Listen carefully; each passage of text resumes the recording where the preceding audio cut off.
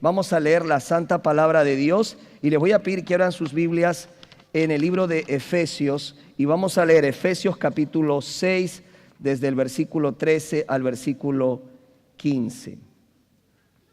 Efesios capítulo 6 versículos del 13 al 15. Ahí tendremos entonces la lectura de la palabra del Señor.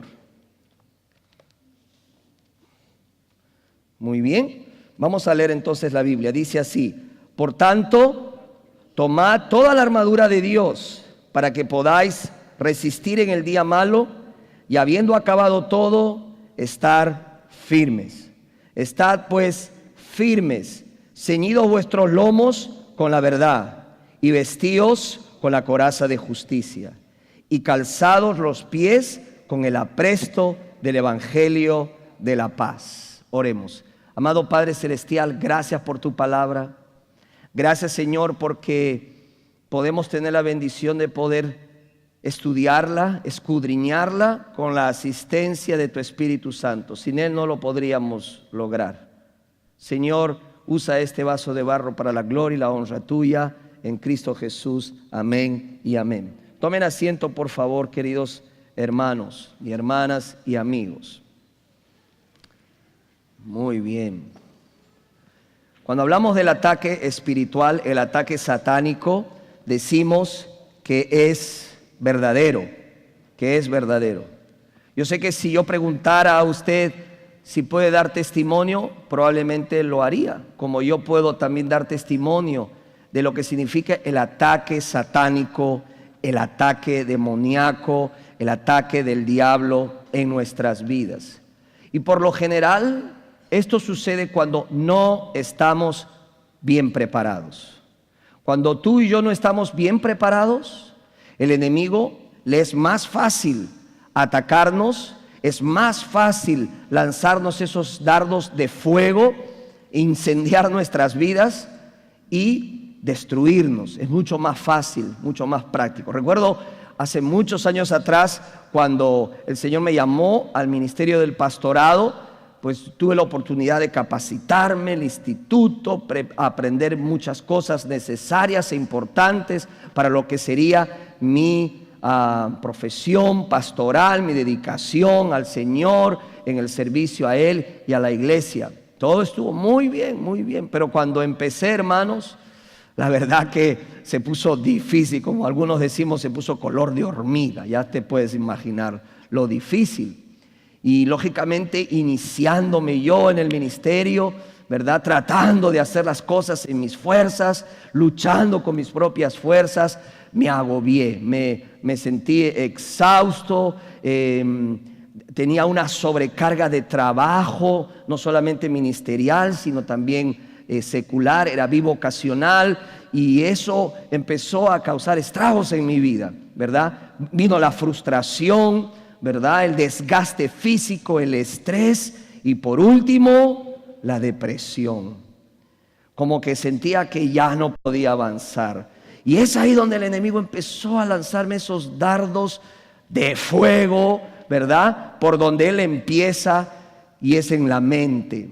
Pensamientos que jamás los había pensado. Ataques certeros. Incluso ahora yo recuerdo cuando estaba en esa situación tan difícil que afectó hasta incluso mi propia salud, ¿verdad? Mi propio desenvolvimiento. Aún decía yo, o ese pensamiento venía a mi mente y decía: voy a tener que vender todos mis libros que he comprado porque ya no voy a poder pastorear y ya no voy a poder seguir adelante. Imagínese usted qué pensamientos tan difíciles, ¿verdad? Requerí de asistencia de un doctor, de un profesional, de medicación, porque fue muy difícil. ¿Qué es lo que pasó? ¿Qué es lo que sucedió? Me había preparado doctrinalmente, me había preparado en muchas áreas, pero lo que me faltó y no me enseñaron, y no me estoy justificando ni me estoy haciendo la víctima, simplemente estoy diciendo algo que es bien importante: no me prepararon ¿para qué? Para la batalla espiritual.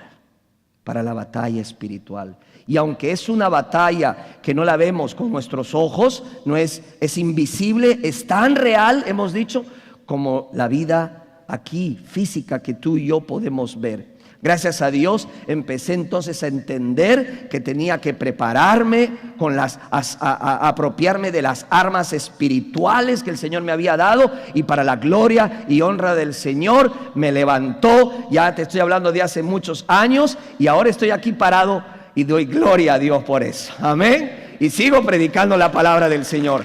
Mira lo que te voy a decir: el diablo es un mentiroso.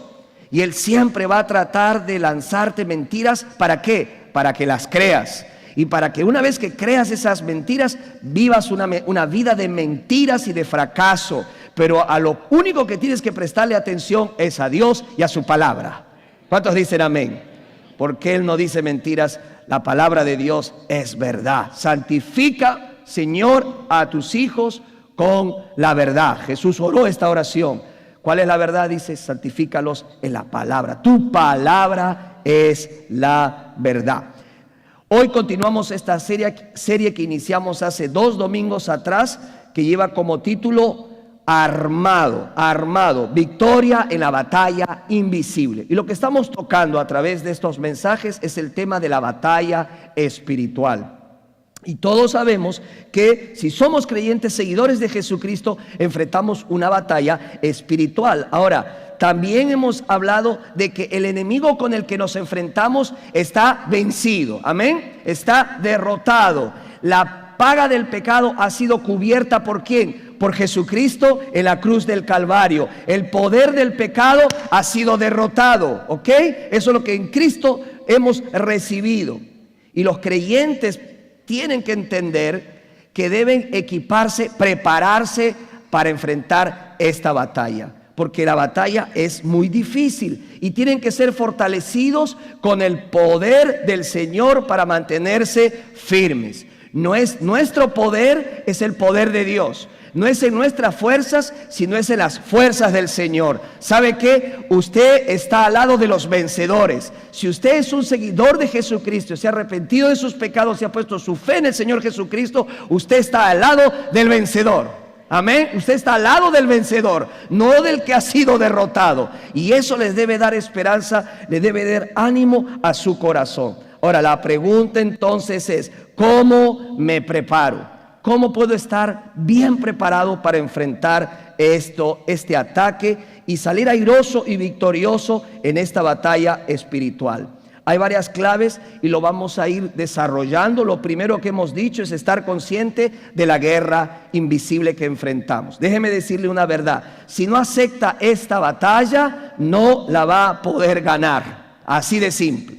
Número 2, hemos hablado que el enemigo quiere atacar. El diablo quiere atacar al enemigo, pero también quiere atacar a las familias.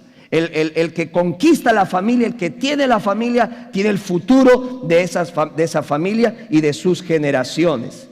También hoy vamos a aprender a apropiarnos de la protección que Dios nos ofrece diariamente. Usted va a aprender cómo prepararse, cómo protegerse para enfrentar cada ataque del diablo, cada dardo de fuego que él lance a su vida. También aprenderemos a enfrentar al enemigo con armas sobrenaturales que Él nos ha dado. Y por último, utilizaremos los medios de liberación de Dios en el ataque espiritual. Y cómo podemos liberar a nuestro matrimonio, a nuestras familias y por ende a nuestras generaciones. Yo quiero que mis generaciones sean generaciones que glorifiquen el nombre de Dios. ¿Cuántos quieren eso para su vida? Lo que usted haga ahora va a impactar sus generaciones futuras. Va a impactar lo que usted haga o deje de hacer. Va a causar un impacto, una influencia enorme en la vida de sus hijos y de sus nietos, de sus bisnietos y así sucesivamente. Así que entonces, ¿cómo puede prepararse usted mismo contra el ataque satánico? Hay 2 claves importantes que quiero que usted las registre y las escriba. La primera de ellas, ¿cuál es? La primera de ellas es la obediencia a las órdenes. La obediencia a órdenes claras y específicas que nuestro comandante, nuestro coronel nos da para que nosotros las acatemos. Imagínate a un general haciendo un llamado, ¿verdad?, urgente a sus tropas. Es un llamado enérgico, es un llamado de atención, es un llamado de alerta, es un llamado que necesita ser atendido ya, inmediatamente. No se puede dejar para mañana. tiene que hacerse raudal, rápido, porque si no, puede el ataque ser certero y puede devastar nuestras vidas, ¿ok? Ahora, el versículo 13 dice algo muy importante, dice, por lo tanto, o sea, en resumen, en otras palabras, por todo lo que yo les he hablado sobre el ataque espiritual, ¿contra quién es ese ataque espiritual? Esa lucha que no es contra sangre y carne, sino contra principados, contra potestades, como les hemos leído en el versículo 12. El versículo 13 dice, por tanto, ¿qué dice? Tomen toda la armadura de Dios. ¿Cuánto de la armadura debemos de tomar? Toda. No debemos dejar nada por fuera. Toda la armadura de Dios debemos tomarnos, debemos vestirnos de ella. ¿Para qué? Para que podáis resistir en el día malo. Así dice su Biblia. Para que puedan resistir en el día malo. Y habiendo acabado todo, estad firmes. Lo primero que el Señor nos dice aquí, hay una orden de nuestro general. Dice que nosotros debemos tomar toda la armadura de Dios. Imagínate un poquito a Pablo lo que está pensando. Pablo usa una metáfora. Él está visualizando un soldado romano.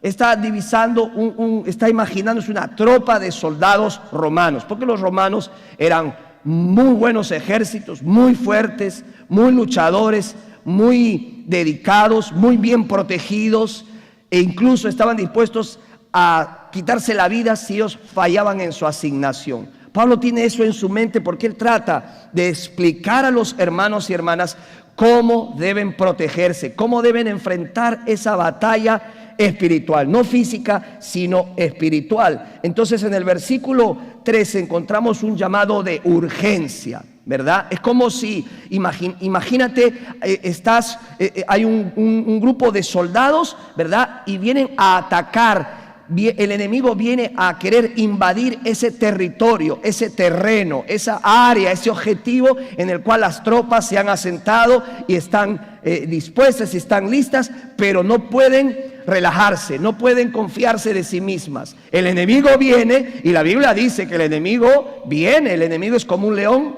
rugiente buscando a quién devorar. Él va y viene, va y viene. Algo que hemos aprendido es que el enemigo nunca terminará y cesará en perseguirnos como hijos de Dios. Nunca lo hará, nunca, hasta que estemos en la presencia del Señor. Así que todo es cuestión de prevenir cuando Él quiere venir a atacar.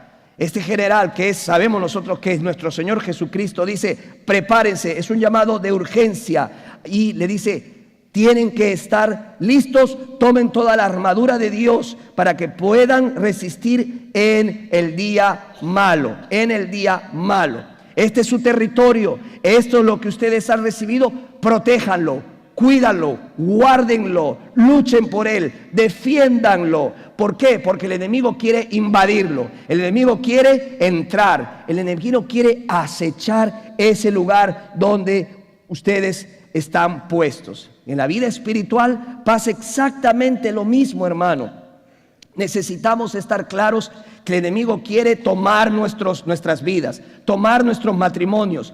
Y si no puede contigo y con tu esposa, tratará de tomar la vida de tu hijo y de tu hija. Pero él no va a cesar en su ataque, en su ataque. Ahora dice la Biblia que esto no es todo el tiempo. Dice la palabra del Señor, por tanto, tomad toda la armadura de Dios para que podáis resistir en el día malo. Hay un día malo. Hermanos, hay días malos en nuestras vidas, en nuestras existencias, no todo el tiempo, pero muchas veces aparecen esos días malos, cuando somos un poco más vulnerables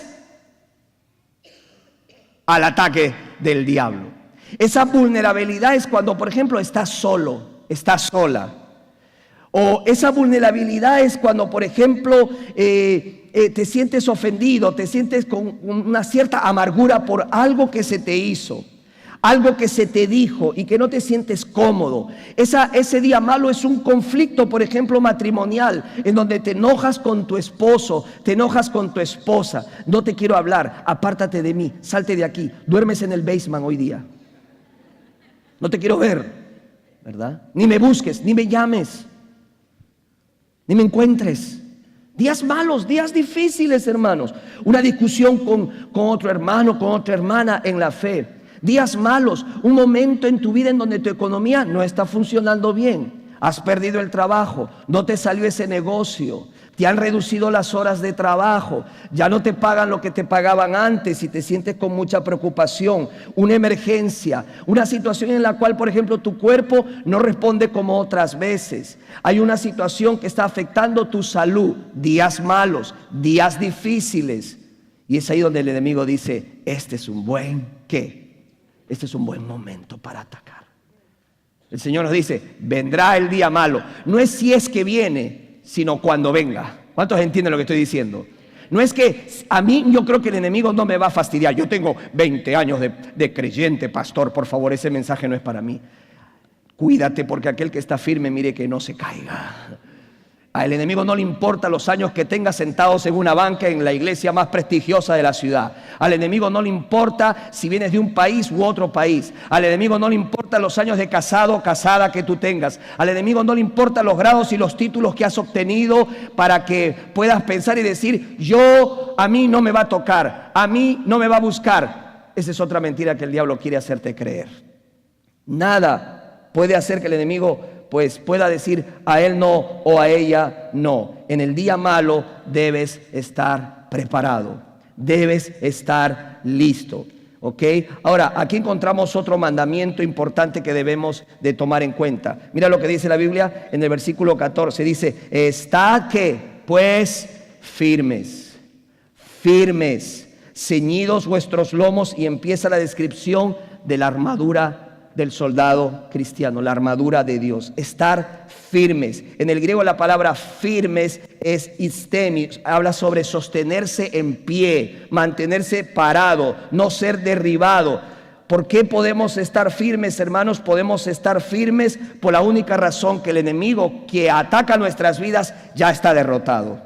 Y podemos mantenernos firmes y de pie luchando contra ese enemigo. Joven que hoy te gradúas, préstame atención lo que te voy a decir. Tú puedes estar firme, mantenerte firme a pesar que a donde vayas estés rodeado de maldad y de tentaciones. No hay cosa tal que tú digas, no pude, todos hacían lo mismo, todos están practicando lo mismo y entonces no me queda otra cosa que hacer. Esa es otra mentira de Satanás. Si tú eres un hijo de Dios y estás lleno de su Espíritu Santo, tú puedes mantenerte firme y no tienes que caer derribado por un dardo que lance el enemigo y tú no hiciste nada al respecto.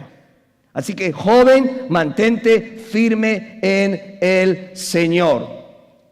Esta orden, hermanos, es una orden que hay que acatarla. Es una orden de un acto decisivo, consistente, enérgico para defender tu posición, para defender lo que Dios te ha dado, para defender lo que nosotros tenemos en Cristo Jesús. Hermano, la palabra de Dios dice en Efesios capítulo 1, capítulo 2, capítulo 3, Pablo le dice a los Efesios, ustedes tienen todas las bendiciones en Cristo Jesús. Han sido llamados, han sido santificados, han sido sellados con el Espíritu Santo, con las arras de la promesa, han sido bendecidos con toda bendición, están sentados en los lugares celestiales en Cristo Jesús, son coherederos con Cristo Jesús. Hermano, hermana, el enemigo sabe lo que tienes, el enemigo es consciente de lo que se te ha dado en Cristo Jesús y él quiere tratar de robar lo que el Señor te ha dado. Tienes que luchar y proteger lo que has recibido. Tienes que cuidar lo que has recibido en Cristo Jesús. No puedes caminar por esta vida pasivo, sin hacer nada y pensar que el enemigo no te va a fastidiar. Por el contrario, tienes que estar alerta. El Señor dice, vístanse. Ahora, por favor, quiero aclarar que lo que Pablo está empezando a hablar, a enseñar, es tomado de una figura de un soldado. De aquí no se va a ir usted a su casa y va a buscar en el armario, ¿verdad? Una ropa y va a decir, bueno, yo no tengo esa ropa del que el pastor hablaba y me voy a ir al mall, ¿verdad? Y le voy a decir a mi esposo, déjame porque el pastor ha dicho que tengo que buscarme un vestido resistente para los ataques. Y usted se va con la tarjeta de crédito a buscar ese vestido y regresa con un vestido bello y brillante, ¿verdad? No es así. No es tal cosa, ¿verdad? Más que todo que tiene que ver con apropiarse de aquello que tenemos en Cristo Jesús. Diga, yo me apropio de lo que ya tengo en Cristo Jesús. Amén. ¿Qué es lo que ya tenemos en Cristo Jesús, a lo cual nos tenemos que apropiar? Pablo dice, ¿cómo les explico a los hermanos? Ya sé, voy a usar el ejemplo de la vestimenta de un soldado romano. La vestimenta de un soldado romano. Y quiero, por favor, si me pueden ayudar, mostrarles más o menos cómo era una vestimenta de un soldado romano, ¿verdad? Más o menos era así. No es como hoy, ¿verdad? No tienen, esos soldados no tenían lentes, ¿verdad? Con rayos violeta y nada de esas cosas, ¿verdad? Era una vestimenta, aunque era sencilla, era muy contundente, muy fuerte, para poder entonces defenderse de los ataques. Y curioso, Pablo usó esta metáfora, ¿verdad? Para que los hermanos pudieran visualizar a los que estaba escribiendo cómo debían de protegerse, cómo debían de... Fascinante. A mí la verdad, yo me quito el sombrero. Pablo es un maestro de maestros, ¿verdad? Sabemos que Jesucristo es el maestro de maestros por excelencia, pero Pablo es un tremendo maestro, porque a través de esta sencilla ilustración podemos, la verdad, estar preparados para el ataque satánico en nuestras vidas. El ataque no es algo mecánico, sino es algo del cual tú tienes que estar consciente y de apropiarte, y no es todo momento, sino tratando de entender y discernir los momentos que por lo general son frecuentes, en el cual te debes vestir, apropiarte de lo que tienes en Cristo Jesús, Señor nuestro. Escúchame, nadie te va a vestir. Tú eres responsable de vestirte. ¿Me estoy comunicando bien? Nadie va a venir, mira que a mí el enemigo me asaltó, me derrumbó, el pastor debió venir a mi casa y debió ponerme la armadura. No, hermano, yo no voy a ir a su casa. Usted es responsable de vestirse. Amén. El general da una orden y el soldado tiene que asumir su responsabilidad. No todo lo va a hacer el Señor. Ya ha hecho bastante. ¿Cuántos dicen amén? Pero tienes que hacer tu parte, ¿verdad? Tienes que hacer tu parte. Y Pablo le está diciendo a los hermanos, hagan su parte, vístanse de esa armadura.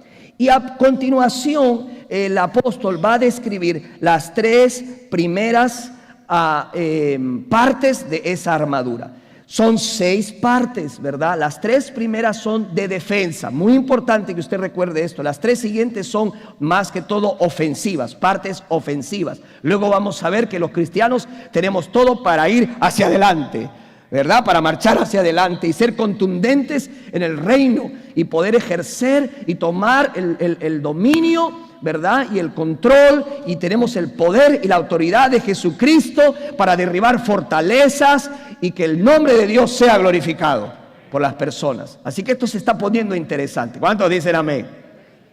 Bueno, vamos con la primera. La primera dice Pablo lo siguiente en el versículo 14. Dice, ceñidos vuestros lomos, ¿con qué? Con la verdad. Pablo está hablando aquí de vestirse, ¿verdad? Y ceñirse los lomos con el cinturón de la verdad. Con el cinturón de la verdad. Todo soldado romano sabía que para vestirse tenía que empezar a colocarse el cinturón.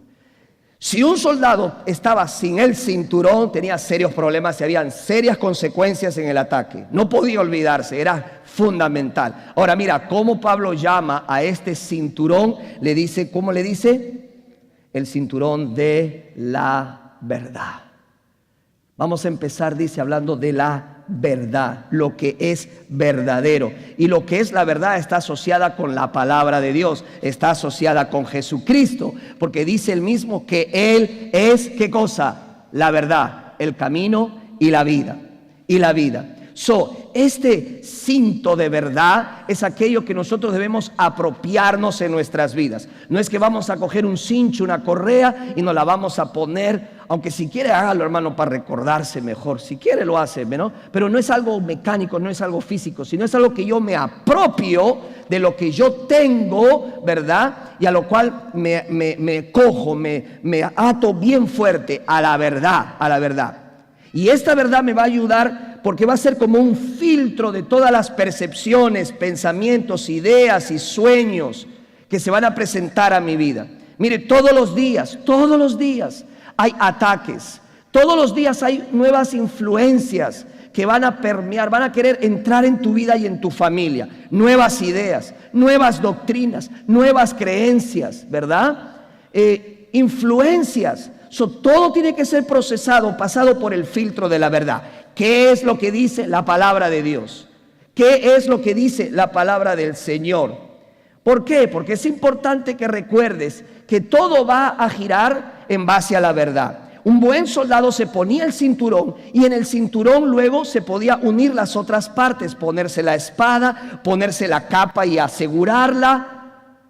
Pues por eso Pablo usó el cinto para hablar sobre la verdad. Tu vida debe estar cimentada en la verdad. Tú no puedes vivir una vida en la mentira, ¿verdad?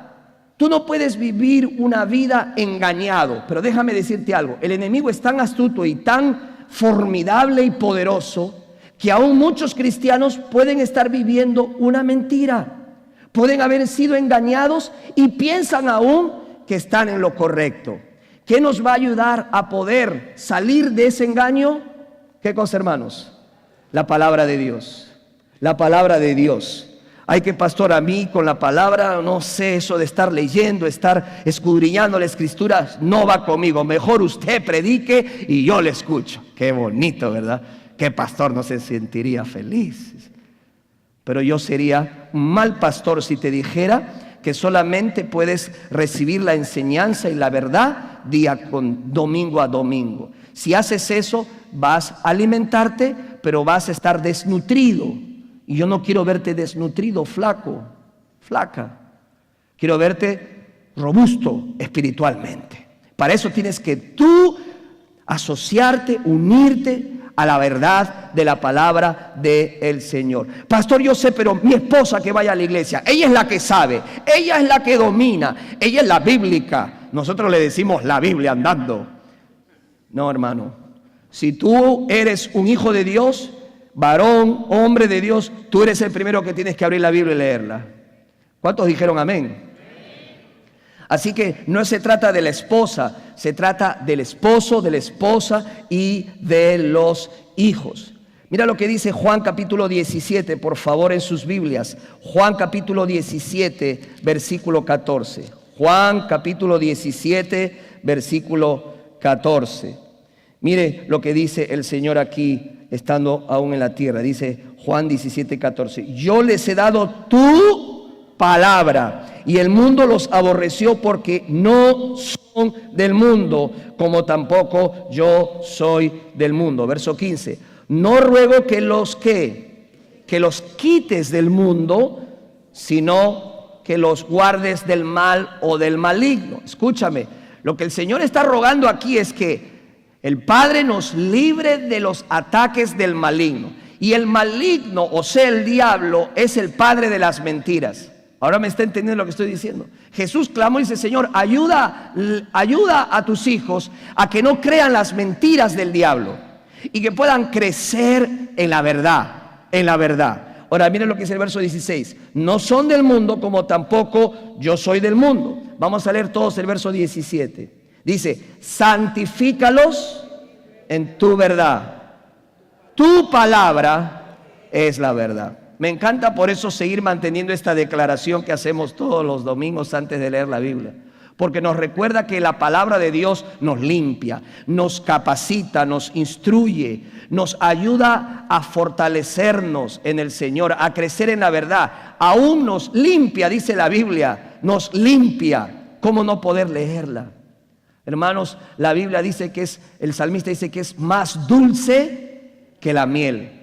En los tiempos bíblicos la miel era muy cara, solamente podía tener acceso a la miel los reyes, la realeza.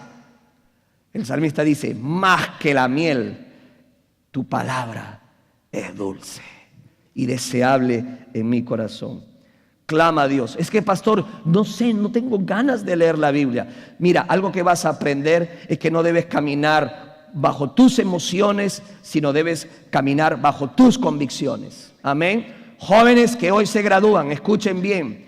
El diablo va a atacar tus convicciones. Todo lo que se te enseñó durante toda tu niñez, durante toda tu juventud, el diablo va a venir y te va a decir, con que así te dijeron a ti, y así te hablaron tus padres, y no te enseñaron esto, y no te enseñaron el otro, y ¿por qué no lo pruebas? ¿Por qué no lo experimentas? El diablo va a poner en tela de juicio tus convicciones. ¿Y sabes lo que te va a decir? Te va a tratar de sembrar este ataque. Te va a decir, vive por tus preferencias. Si lo necesitas, tómalo. Si lo necesitas, consíguelo. No importa qué precio, no importa en el tiempo que sea, ni con la persona que sea. Total, la vida es tuya. ¿Sabe lo que significa eso? Muy simple. El diablo quiere lanzarte y te va a lanzar uno de sus ataques favoritos. ¿Cuál es? Y ahí usted lo puede escribir. El ataque del engaño. Satanás se especializa en el engaño. Él busca engañarnos. ¿Y sabes qué? Yo me he dado cuenta que no solamente busca engañarnos, sino que además busca que vivamos en el engaño. Eso es lo más triste. Una cosa es que él te quiere engañar y otra cosa es vivir en el engaño. ¿Sabe qué significa eso? Eso significa que uno se crea una mentira y viva en base a esa mentira. Y que cuando pase el tiempo, el Señor por su misericordia y su gracia le ayuda a descubrir que todo era una mentira. Uno dice, oh, yo pensé que era así. Yo me creí esa mentira. Eso es lo que va a usar el diablo, el engaño. ¿Ok? Pero ¿cómo debemos responder nosotros? Satanás, la palabra de Dios dice así. Satanás, yo le creo a Dios. Satanás, mi papá y mi mamá me enseñaron esto y me dijeron que eso dijo Dios y yo lo encontré en la Biblia y ¿sabes qué? Vete con tus mentiras, yo me quedo con la palabra de Dios. Aunque todo el mundo me dé la espalda y pierda unos cuantos amigos, yo prefiero cuidar y mantener mi comunión con Dios. No importa quién te dé la espalda, lo importante es lo siguiente: vive cada día de tu juventud y de tu tiempo en la universidad en la presencia de Dios. Vive en el temor de Dios. Pastor, ¿qué significa esto? ¿Voy a vivir siempre teniéndole miedo a Dios? El temor bíblico no es el temor del mundo. El Señor, cuando vino a nuestras vidas, nos libertó de todo temor. Yo no vengo a la iglesia porque tengo miedo a Dios. Yo vengo a la iglesia para darle gracias a Dios por lo que hizo en mi vida y en mi familia. Yo no le sirvo al Señor por temor a perder mi salvación. Yo le sirvo a Dios porque soy salvo y quiero rendirle mi vida a aquel que me compró con su sangre en la cruz del Calvario.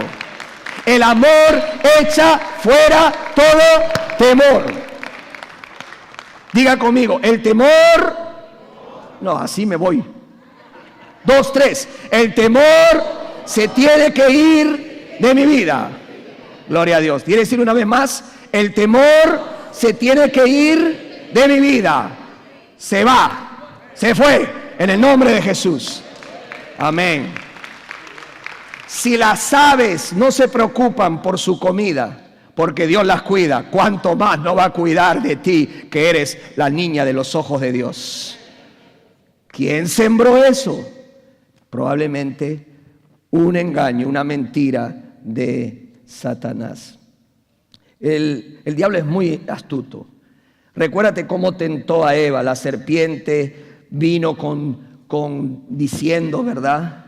Esa presentación física, porque muchas veces el diablo usa una presentación física. La Biblia dice que él se disfraza de ángel de luz. Si viniera a tu casa y dice quiero a tus hijos, tú se lo vas a dar. Pero los dejas horas de horas frente a la televisión, los dejamos a nuestros hijos expuestos a tanta basura que entra a nuestras casas, ¿verdad? Y por ahí se está metiendo el diablo. Y después nos damos cuenta las consecuencias. El diablo tentó a Eva, distorsionó la verdad, ¿verdad? Y unas grandes consecuencias que todos sabemos. Cuando ellos pecaron, luego tuvieron miedo, luego se arruinó todo y lo que primero hicieron, ¿qué fue? No fueron honestos. ¿Qué pasó a Adán? La mujer que me diste, pues. Ella siempre viene con sus cosas. Ella me hizo caer, ¿verdad? Estaba buscando, ¿verdad?, echar la culpa a otra persona. Y la esposa aprendió, pues porque aprendió muy bien de Adán, ¿verdad? La serpiente fue. Y al final terminaron echándole la culpa ¿a quién? A Dios. Mire, cuando uno se pone el cinto de la verdad, tiene que ser honesto y entender que tienes que vivir una vida de honestidad con Dios, contigo mismo y con los demás. Eso es ponerse el cinto de la verdad. Caminar en verdad es ser honesto. Ser honesto no es fácil, no es popular. Hoy en día lo que caracteriza es la mentira. Lo quieres, miente. Todos lo hacen, tú también lo puedes hacer. ¿Cuál es el problema? Pero el Hijo de Dios dice, voy a caminar por principios, por convicciones. Porque si miento y sigo mintiendo, mi vida va a ser construida en base ¿qué? A la mentira. Y me voy a poner del lado de Satanás. Porque el único que es padre de mentira es el diablo. ¿Cuántos quieren estar del lado de Dios? ¿Amén? Seamos honestos. Es difícil, pero necesitamos practicarlo y necesitamos vivirlo en nuestras vidas. ¿Ok? Joven que hoy te gradúas, déjame decirte algo. Nunca se aparte de tu boca este libro de la ley, o sea, la palabra de Dios, sino que de día y de noche meditarás en él, para que guardes y hagas conforme a todo lo que en él esté escrito, porque entonces harás prosperar tu camino y todo te saldrá bien. El error más grande que puedes cometer al salir de tu casa es dejar tu Biblia en tu cuarto. Si algo te tienes que llevar a la universidad, al Nova, donde vayas, llévate contigo la palabra de Dios. Porque dice la palabra del Señor que todo te saldrá bien si meditas en ella y la obedeces. No solamente de día, sino también de noche. ¿Cuántos dicen amén? Gloria a Dios. El mundo va a pelear por tus convicciones. El mundo te va a querer insinuar y te va a decir, tú no eres feliz. Tú no eres feliz. Así va a ser el diablo también. No eres feliz. Si compras este carro, vas a ser feliz. Si compras este perfume, miras cómo te va a chorrear las seguidoras.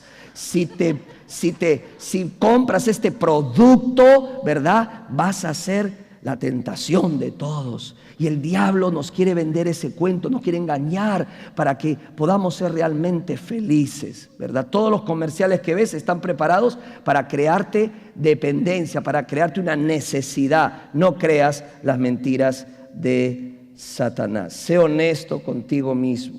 Mire, hermano, yo le voy a decir algo. Para esto tenemos que decirle al Señor que nos examine. ¿Sabe lo que dice la palabra del Señor en el Salmo 139? Dice, examíname, oh Dios, y conoce mi corazón. Pruébame y conoce mis pensamientos y ve si hay en mí camino de perversidad y guíame en el camino eterno. David aprendió esta lección de ser honesto. David no fue honesto un tiempo en su vida cuando pecó contra Betsabé.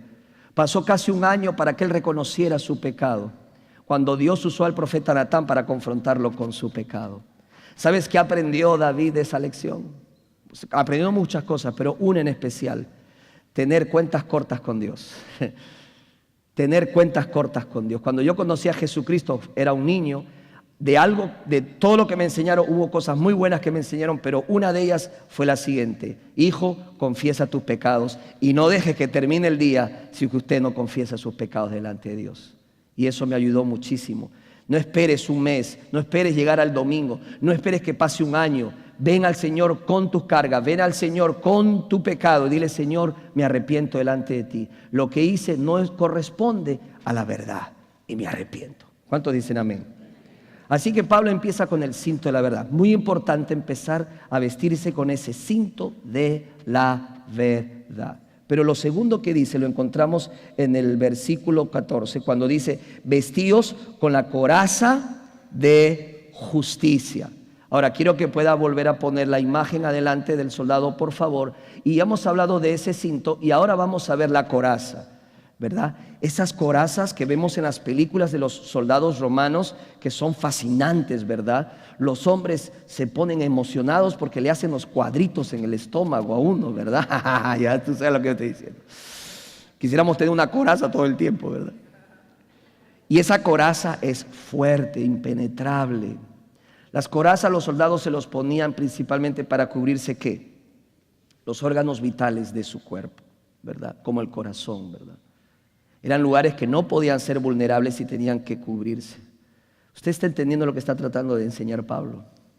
Pablo dice, como creyente en el Señor, vístete con la coraza de justicia. Escúchame, Quiero hacerlo bien sencillo para que lo entiendas. Si el cinto es de la verdad, la coraza consiste en practicar la verdad. Si el cinto te afirma en las convicciones, la coraza te recuerda que debes caminar en justicia y hacer obras de justicia para la gloria y honra de Dios. Ahora, recuerda esto, no es nuestra justicia, no es tu justicia, es la justicia de Jesucristo que ha sido imputada a nuestra cuenta a favor nuestro. No es nuestra, sino de Jesucristo. Recuérdate, Jesús tomó los pecados de los hombres para que quienes creyeran se convirtieran en justos en Él. Soy justo en Cristo. Amén. Ahora mira lo que dice 2 de Corintios capítulo 5 versículo 21. 2 de Corintios, búscalo. 2 de Corintios 5. Dice el versículo 21 de esta manera: al que no conoció pecado, por nosotros lo hizo pecado, para que nosotros fuésemos hechos justicia de Dios en Él. O sea, ¿en quién? En Jesucristo. Lo que ahora tenemos que hacer es vivir y experimentar esa justicia cada día en nuestras vidas. Y debemos practicar la justicia diariamente. El nuevo ser creado en justicia y santidad de la verdad se manifiesta en obras de justicia basadas en la verdad. Mira conmigo 1 de Juan capítulo 3, 1 de Juan capítulo 3, versículo 7.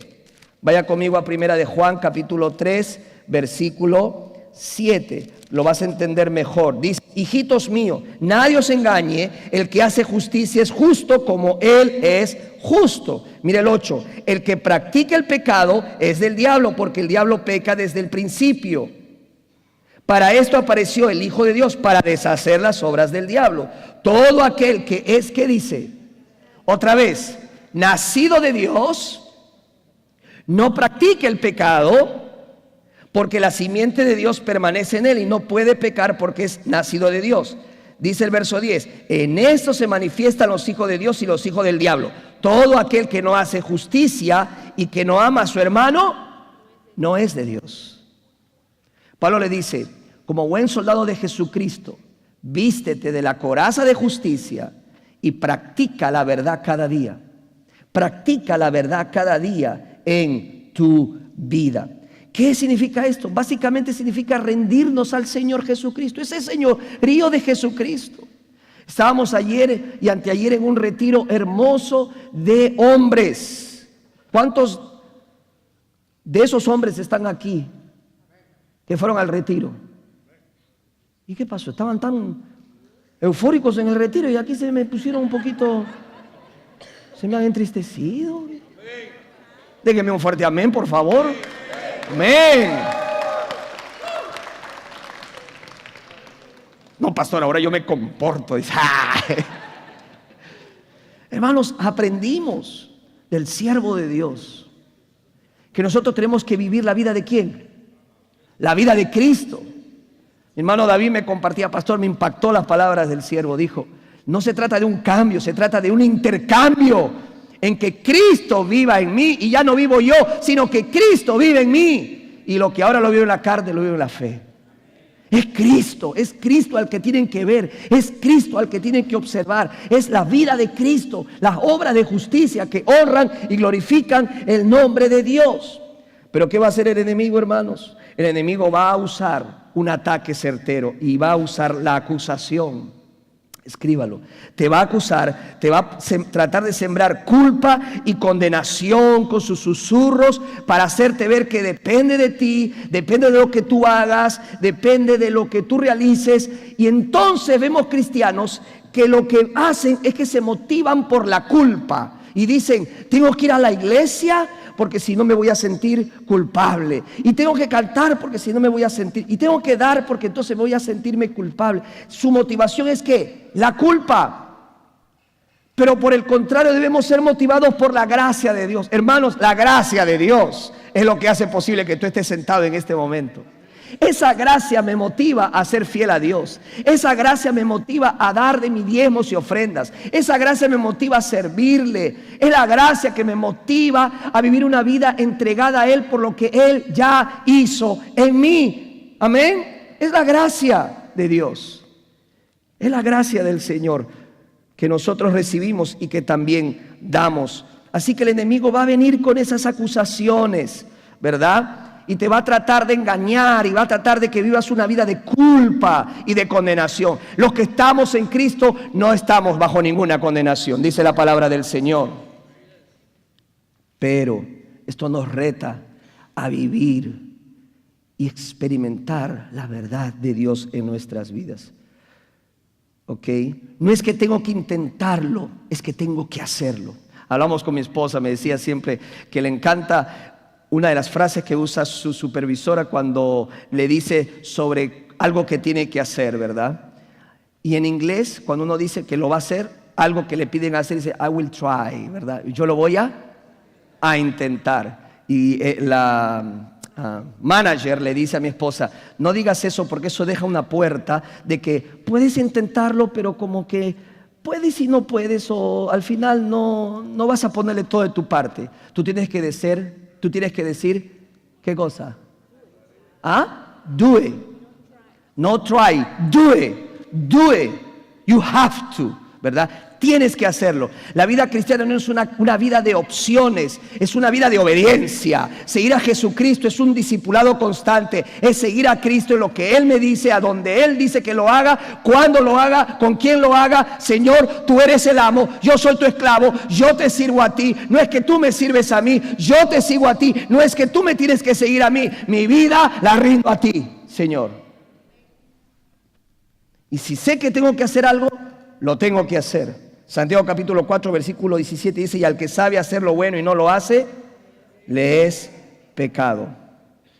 El diablo va a sembrar acusación en tu vida para que desobedezcas. El problema con la desobediencia es que le abre la puerta al ataque satánico. Escúchame, esto es bien importante que tú recuerdes. La desobediencia no es un juego. Cristianos, hijos de Dios, la desobediencia deliberada no es un juego, sino es peligroso porque le abre la puerta al ataque de Satanás, al ataque satánico en nuestras vidas, en nuestros matrimonios y en las vidas de nuestros hijos. Hay ejemplos muy claros en el Antiguo Testamento. No voy a tomar el tiempo para leer toda la historia, pero Saúl es un buen ejemplo de esos ataques demoníacos y de esas desobediencias. 1 Samuel capítulo 15 vemos que el Señor le dice a Saúl que termine con los amalecitas, no deje nada vivo. ¿Y qué es lo que hace el rey? En desobediencia se trae ovejas y dice que para hacer sacrificios a Dios. Empieza a racionalizar su desobediencia, como muchas veces hacemos, racionalizamos nuestras desobediencias. Ay, pastor, usted es un exagerado, o la Biblia dice eso, pero la verdad es que tengo que hacer esto porque si no hago esto. Entonces empezamos a racionalizar nuestros pecados para poder sentirnos mejor. Eso es lo que hizo Saúl, desobedeció, y a partir de ese momento su vida fue un desastre. Fue expuesto a ataques satánicos. Lea la historia de Saúl y cómo termina. Atacado con ataques satánicos constantes en su vida, y fue un caos y una ruina. La desobediencia le abre la puerta a los ataques satánicos en nuestras vidas. En el Nuevo Testamento encontramos a Pedro, sabiendo Pedro cuando Jesús pregunta, ¿quién dicen ustedes que yo soy? Jesús le dijo, tú eres el Cristo, el Hijo del Dios viviente. Y Jesús le dije, no te lo ha revelado cualquiera, eso te lo reveló el Señor, ¿verdad? Y ahí mismo dijo, voy a edificar, Pedro, piedrita, voy a edificar mi iglesia en esta roca, ¿verdad? Luego, ¿qué hace Pedro? Cuando Jesús dice, es necesario que yo vaya, me entregue, sea crucificado, muerto y al tercer día resucitaré. Pero le dice, no vayas, no lo hagas. Jesús le responde, apártate de mí, Satanás. ¿Usted ve lo que estoy tratando de enseñar? Cuando yo sé la verdad y deliberadamente la desobedezco, le abro la puerta al ataque satánico en mi vida y en mis seres queridos. No es un juego, es serio. Joven que hoy te gradúas, conoces la verdad, vive en la verdad, practica la verdad. Vas a estar constantemente bombardeado por mentiras, acusaciones y tentaciones del diablo. ¿Sabes que la Biblia dice que el diablo es el acusador de los hermanos? Dios te da sus mandamientos para tu bien, no para tu mal. Dios quiere tu bien, no quiere tu mal. ¿Cuántos dicen amén? vive bajo la verdad de Dios. Y por último, en Efesios capítulo 6, Pablo termina hablando sobre el versículo 15. Dice, y calzaos los pies con el apresto del evangelio.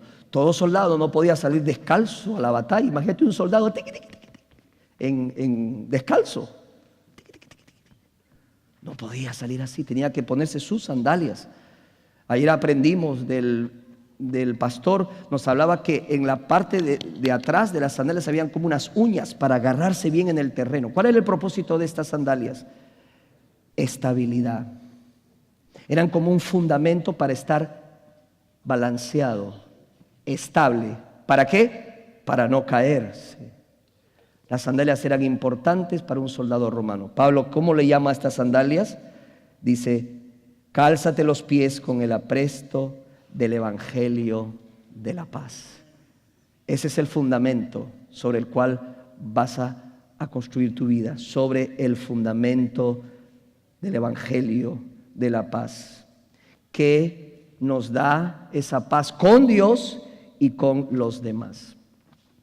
De chico, por alguna razón, me enamoré del béisbol. Y en mi país el béisbol no es famoso, no es un deporte muy favorito que digamos. La verdad, muchos peruanos lo conocen, ¿verdad? Son muy pocos. No sé, no me pregunten cómo llegué, pero me enamoré del béisbol cuando era un niño, ¿verdad? En mi país lo que impera es el fútbol, ¿verdad? El fútbol, cómo nos encanta a los peruanos el fútbol. Todo es el fútbol ahora, porque nos vamos al mundial, pues.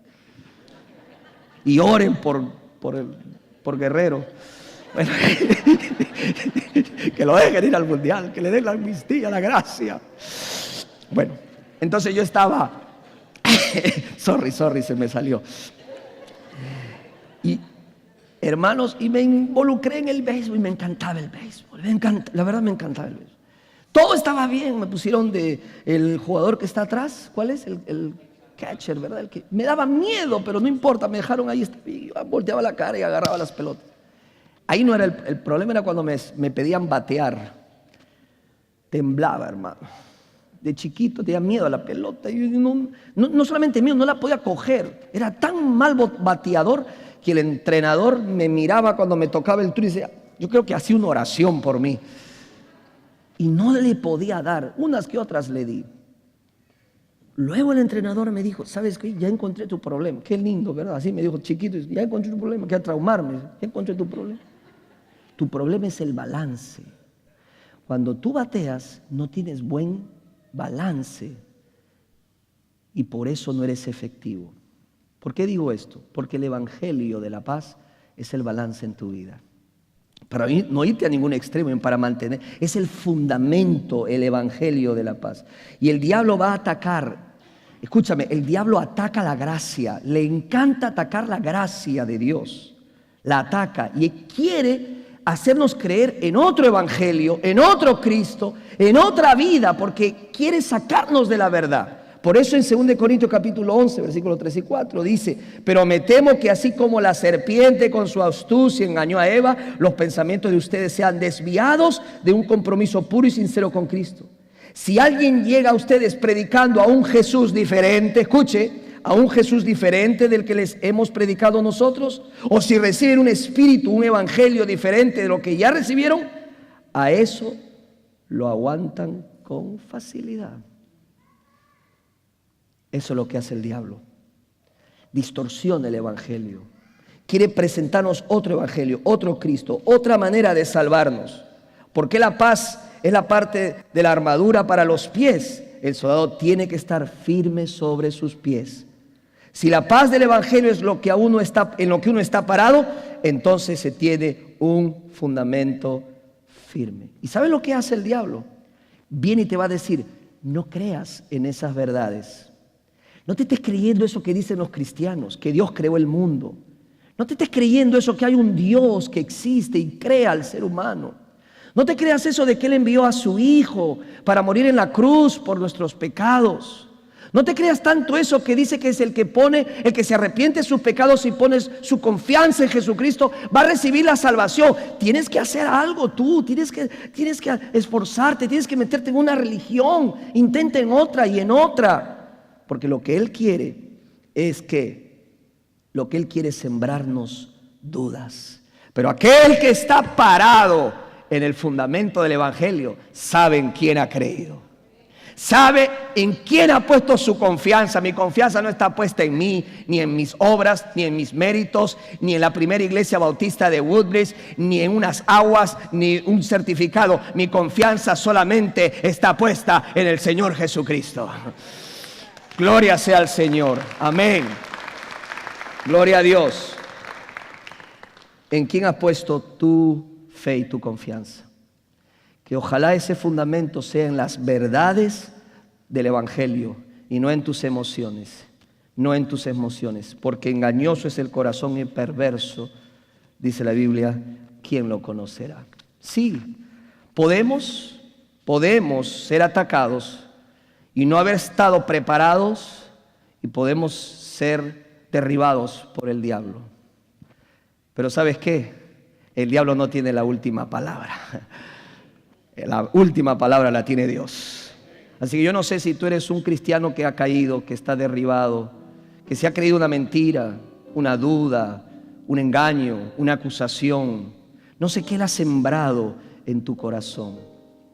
Lo que sí te puedo asegurar es que el poder de Dios, ese mismo poder que levantó a Cristo de la tumba, es el poder con el cual disponemos para poder derribar toda fortaleza y liberar nuestro matrimonio del ataque satánico, a nuestros hijos del ataque satánico. Y podemos tener generaciones de hijos que honren y teman a Dios. ¿Qué es temor a Dios? El temor bíblico es el respeto a Dios. Vamos a orar. Amado Padre, gracias por tu palabra. Gracias, Señor, porque somos más que vencedores en Cristo Jesús, Señor nuestro. Padre, que esta palabra no solamente sea oída, sino que esta palabra sea vivida cada día en nuestras vidas. Yo no sé, Señor, si hay alguien aquí que está pasando por ese día malo. Quizás sí. Yo te pido que crea la palabra de Dios y que se aferre a las armas espirituales que tú les has dado en Cristo Jesús. Te damos toda la gloria y toda la honra a ti. Oramos así en Jesús. Amén.